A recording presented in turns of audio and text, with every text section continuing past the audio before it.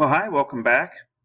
I assume before watching this one that you've seen my videos that describe how you find electric fields around point charges. So some of the common questions that we'll ask is, suppose there's 2 point charges and they're both maybe on an axis, typically a horizontal or x-axis, and we ask questions like, how strong is the electric field halfway between the 2 point charges? Or where is a location on the axis where the electric field would be 0? Those are two pretty common questions that we ask. So I'm going to show a similar treatment for lines of charge. So now, what's troubling about this is when you draw lines of charge on a piece of paper, a lot of times it looks just like point charges did. So we can take different perspectives to try to help you get a feel for what this is. If you want to picture 2 long wires that are parallel to each other, that's a pretty good picture to have in your mind. But how do you draw that on a piece of paper? The artist, highly paid graphic artist, would have different techniques for doing this. One would be to maybe be slightly above the wires and kind of looking at them, maybe showing them kind of going off back into the distance like this. So that might be a wire. Now we're not trying to show the end of the wire. We're treating these as like infinitely long wires, and so they really don't have a beginning or an end, but something sort of like this might be one arrangement, and maybe we have some little distance in between them like that we would establish. We got a picture like there's an axis that both of these go through. Again, typically this is the x-axis. So, that's one way to draw it, but it's a little difficult to label things like that. So more typically what we do is we imagine us viewing directly head on so that we can't actually see the rest of the wire behind it. We just see, like, again, what you imagine is the end of it, or what we call a cross section of it. So this is going to be how we'll draw this. So here's our x-axis. Just label x over here. And the wires might be like that. So again, they look just like point charges do. So one thing to look for is, how are the charges labeled on here? Because with infinitely long wires, you don't have a finite amount of charge. You have what we call a charge density, like how the wire is coated with charge. But there really is an infinite amount of charge if there's also infinitely long wires. So maybe we call this one positive lambda. Lambda is a common symbol to use for the linear charge density. And maybe this one is like -4 lambda. Like that. So that would be sort of showing you through these symbols that these are lines of charge. One thing that I'll put up here now, just important to keep in mind, and this is something that eventually you'll be expected probably to derive, but for now I'm just going to show you how to describe the electric field around a single wire. So again, we imagine a lambda is the charge density. So the equation for this is 2k lambda over d, where d is how far you are from the wire. Again, infinitely long wire, so we would be measuring like perpendicular. Lambda is the charge density, k is the electrostatic constant, and then we got a 2 in there. So I'm going to put a little vector symbol here, and that's to remind you that there is an important direction associated with the electric field. Around a positive charged wire, it would radiate radially away from the wire, and near a negatively charged wire, it would radiate towards the wire. So, that's something to keep in mind. So when we have 2 wires, what we do is we calculate the electric field due to each of them, and then we just sum them together the way we would any vector.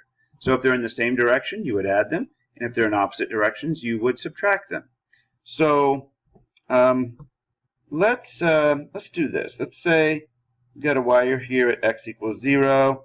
We're going to put another one here at position 18. There's a reason I pick 18. I try to pick numbers that will be convenient for us to work with. And you'll see why this is convenient in the middle. So, or in a second. So, what if we asked this? What is the electric field right there at the center, halfway between them?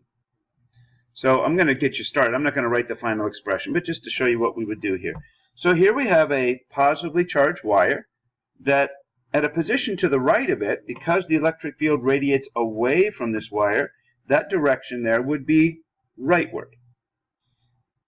So I'll label this E at x equals 9 meters. So to find the contribution of the positive lambda wire, it would be 2k lambda, that's the charge density, which in this case is just a single lambda, over how far you are from that wire. Well, how far you are would be 9 meters. Okay? And then for the wire here on the right side, it is a negatively charged wire, and so the electric field lines point towards it. So if you're here to the left of it, then towards that wire is also rightward. That's why we're going to add the contributions of each of these, because they're in the same direction. Okay, so you can't just say, well, are you in between them? Because it's going to depend on also what are the charges on each wire. Are they positive or are they negative? So for this one, its contribution would be 2 times k times its charge density, 4 lambda, over the distance we are from it, which is also 9 meters. Now you might say, wait a minute, why didn't you put a negative sign here? Well, we already went through the process of figuring out what direction that field will point, and that's why we chose to add these two parts together. All I want to do here is to figure out the magnitude or the strength of each of those fields. Okay? So if I'm figuring out direction this way and also putting a negative sign on here, I'm kind of treating the field direction twice, and I end up undoing what I was trying to do. So deal with magnitudes only, and then let your directions kind of come into play when you decide whether you're going to add or subtract the contributions. Okay? So then we would combine these together, 2k lambda over 9, and this one is 8k lambda over 9. So that's 2 plus 8 is 10k lambda over 9. Probably shouldn't have put the units in here. That's kind of silly since I didn't have units on anything else. Just so we don't mix those up with like a symbol for another variable or something like that. So that would be how strong the field is there at the center. And if we had what lambda and k were, we could get to a numerical value as well. So here's a separate kind of question. Where is the electric field 0? Now for this one, I'm going to show you how to use proportional thinking. Okay? Now the proportional thinking is similar to what we do for point charges. But this, I think, is actually a little easier, because I think most of us have an easier time conceptualizing an inverse relationship than we have inverse square. So with an inverse relationship, we say things like, well, if we're twice as far from a wire, we're only going to have half as much field, assuming that the charges are the same. So in this situation here, because we have a wire here on the right that is 4 times as chargy, as I often say, then in order to counteract its field, the strength of its field, we're going to have to be farther from it than we are from this. Because this one is naturally creating a smaller field, 4 times smaller than this guy is, if you're equidistant from it. That means we need to be 4 times as far from this as we are from this. Well, that means we're not going to be over here anywhere. We're going to have to be closer to this guy. And as we were just pointing out, we can't be in between these two wires, because in between the two wires, I can't cancel out to equal 0, because the fields are pointing in the same direction from each of them. So that means I have to be 4 times as far from this and to the left of the wire over here. So now I'm going to show you why I chose 18 meters. And just watch the action of my pen here. So if I want to be 4 times farther from this as I am from this, and I want to be over here, that means wherever this point is that I'm going to find, and this is just, I'm just going to mark this with a little dot, okay, just so we have something to look at. I'm going to say I need to be 4 times as far from this as I am from this. So that means if I make a jump from here to here, I need to make 4 of those jumps to get from here all the way to that wire, okay?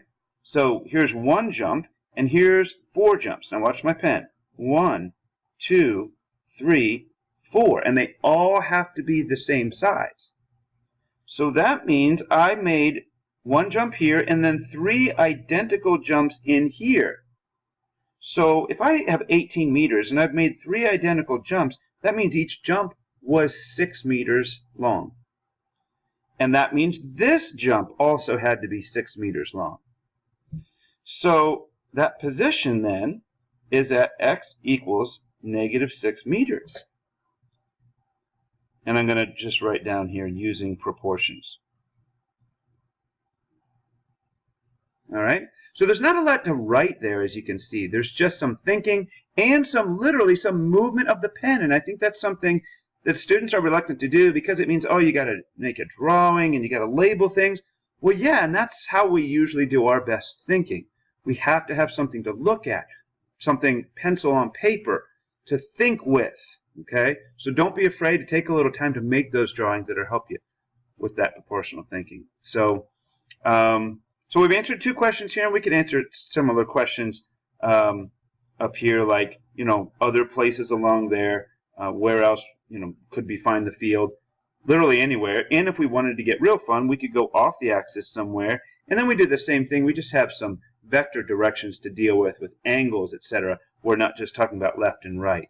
So I'm not going to show that treatment, but we've seen things like that already with the point charges, so I'll let you kind of extrapolate from that. So I think we're going to call it good here. This has gone on quite long enough, so hopefully you find this helpful to think through a little bit more of what you do when you have lines of charge and finding their electric fields. So thanks for watching.